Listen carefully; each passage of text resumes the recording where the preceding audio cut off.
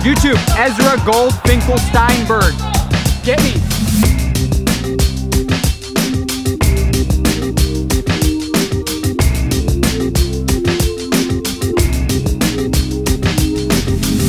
Hi, how are you everybody? Good morning. A little rainy out here today, but what's up?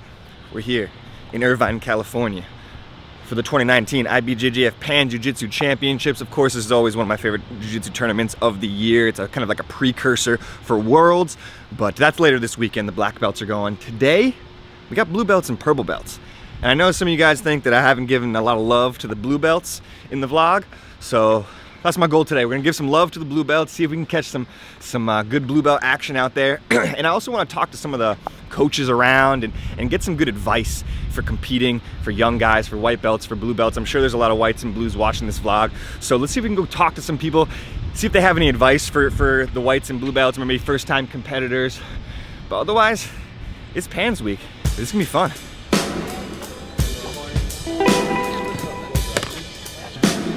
Thank you. You're welcome. Thank you. Thank you.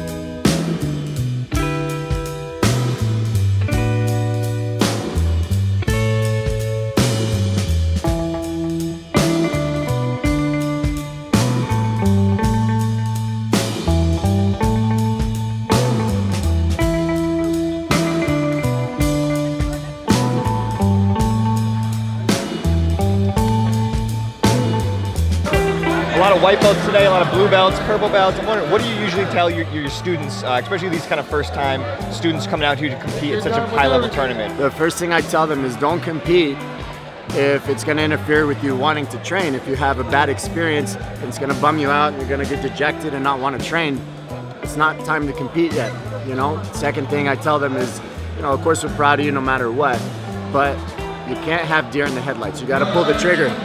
I always say you can have the most expensive gun in the world, but if you don't pull the trigger, no bullets come out. You know what I mean? Like a lot of people, like they as a blue belt, they lose championships and stuff. It's like they put the expectation to the roof, and then they end up losing. But you gotta remember, man, it's not depreciating, but you're still a blue belt. That's so much to accomplish. I see.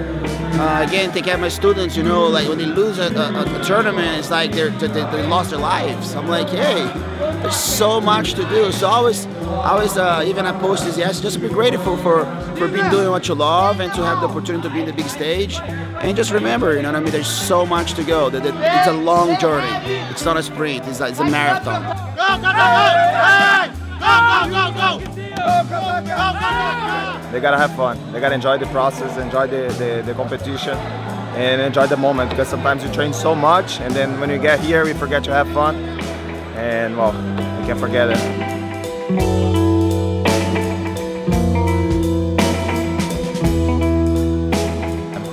Well, by experience, by competing like first time and stuff, they can, how can I say, correct the mistakes like for the next time. If they do something bad next time, they're gonna try to correct and don't do the same mistake. I think that's, how can I say, by competing, that's how you improve, you know? I just tell them like try and just do what they do in practice. You know what I mean? Like there's no sense in trying like watch and change the strategy now. It's already too late. It's almost like I always tell them it's like the battle of computer programmers. So whatever program this guy brings and that guy brings, and we come to the day, you press enter, and the best program wins. And for the first time, you need to come for win for sure, but to create experience. You know, you need to see what level you are. For maybe the next time you will go to evolve to that level, or you're already ready, you know, especially for like new blue belts, like juveniles or like white belts, it's a no. We don't know what's gonna happen. The guy gonna be a champion or can lose first match.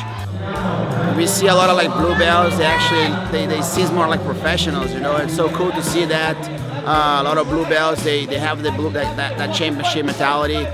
First, be a free spirit, you know, just do what you can. And one advice I gave my student, it's always huge brackets, you know. So back in the day, 2 or 3 matches, now you have 5, 6 matches. You need to learn very early how to pick your battles, you know what I mean? Sometimes a first or a second fight that you kind of like get sloppy in a technique, you end up going behind. Like my student just scored 2 points. He had the top position, but a half guard.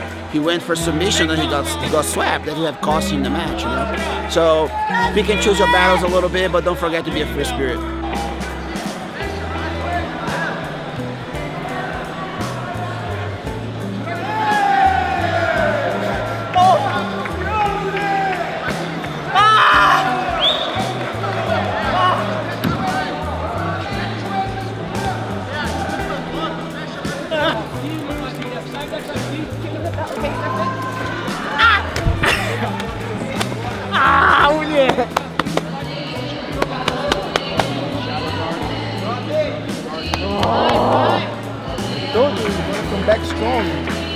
Stefan, can I ask, how does it feel to be Pan champion, man? It feels good, man. I got double gold at Nogi Pans in September, so, you know, this is continuing the journey. And my professor, Marcus Infante.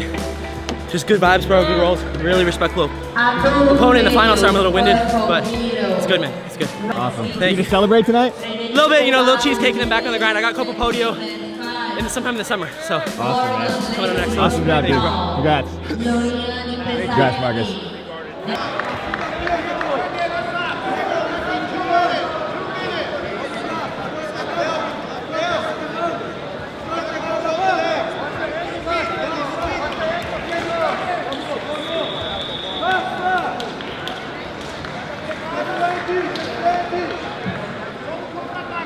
What? What did I just witness? That was insane. That was one of those Daily Hiva Kyotera footlocks. You never see those in the wild. I feel like I don't think I've ever caught one like that. That was wild. You never see those, especially at blue belt. What he does, he pinches here, he raises, and then he comes here. So you have your wrist lock, you have everything. Or if you want it just a triangle, you bump and then do this. And then you see you're already at this angle, then it's easy to adjust it. But it's that pop pop, like you can't do anything. I sent him over to 3. Even my little ass smashing triangles now. All right, hyped on some blue belt highlights, but we're just getting started here, okay? Purple belt, blue belt, looks like everything's about wrapped up, but you know what that means? That means the absolute division about to kick off. The best part of jiu-jitsu, the best part of any jiu-jitsu tournament is when you get to find out who the very best purple belt, who the very best blue belt is in the entire division. That's why I love the absolute division. Let's dive right into it. Let's get to some highlights. I know it's what you want. Let's go.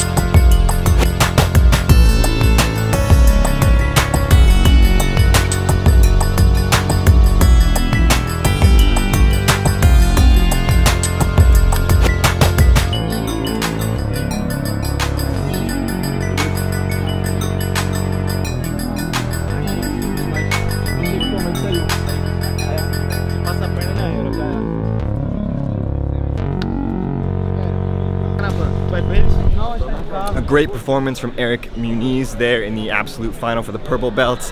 That's 2 absolute titles for Eric now. He won Europeans just a few months ago earlier in the year. Now he comes back here at Pans, wins the absolute gold and super heavyweight gold. So that's another double gold day for Eric. A very exciting purple belt absolute. That was a lot of fun. See you guys tomorrow. Best thing you saw today? The best thing I saw, probably the light featherweight final, purple belt light featherweight final.